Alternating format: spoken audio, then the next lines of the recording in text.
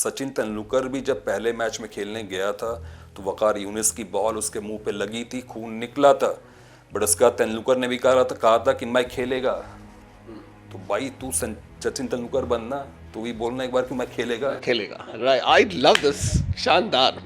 भाई आपको 4 सवाल नहीं है, आप पहले टेस्ट में फेल हो गए, उसके बाद आपने कहा कि यार मैं तो अब बेकार सरेंडर। मेरे क्या हुआ, हे भगवान, हे भगवान, हे भगवान। ऐसा नहीं तो है, ऐसे नहीं करना आपको चाहिए। बोलना पड़ा। I have learn a lot from the instances of Sachin Tendulkar, जो मैं स्टूडेंट्स को मैं हैंड ओवर करता हूँ। एक और इंस्टेंस था, उसमें क्या हुआ कि ब्रैडॉग जो है उसको बॉलिंग कर रहा था, तो उसको आउट कर दिया ब्रैडॉग ने, और at the end of the day वो बॉल लेके आया और तेंदुलकर के पास बेस पे ऑटोग्राफ दे दो, तो तेंदुलकर ने उस पर ऑटोग्राफ दिया, उस पर लिखा this will never happen again. मतलब एडेप्टेबिलिटी नहीं है अगर आपके अंदर, और आप चेंज को नहीं ले पा रहे हो। तो जे एडवांस का मतलब क्या है भाई?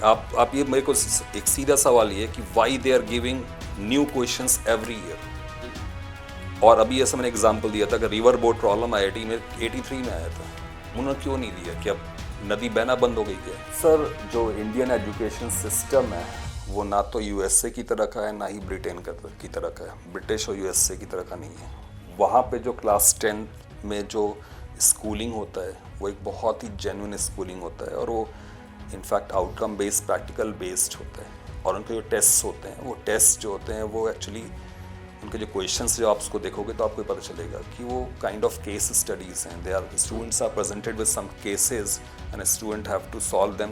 एक kind of comprehension based on physics है, उसको आपको पढ़ना पड़ेगा और नया क्वेश्चन निकालना पड़ेगा, वो नया क्वेश्चन है। तो उनकी जो टेस्टिंग है क्लास 10th लेवल पे, वो हमारे बोर्ड एग्जामिनेशन जैसी नहीं है। तो सर, फिजिक्स या लाइफ, कौन ज़्यादा अनप्रेडिक्टेबल?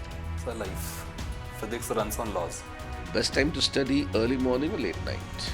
रात सोने के लिए बनी हुई है, 12 बजे से लेकर के 6 बजे तक सो लो 6 घंटे, ठीक है? ये मैं हमेशा रिकमेंड करता हूँ। मैक्सिमम 12 बजे तक पढ़ो, बहुत ज़्यादा हो जाए तो 1 बजे तक पढ़ लो, क्योंकि उसके बाद आपको समझ में आ जाएगा बट रिटेन नहीं होगा।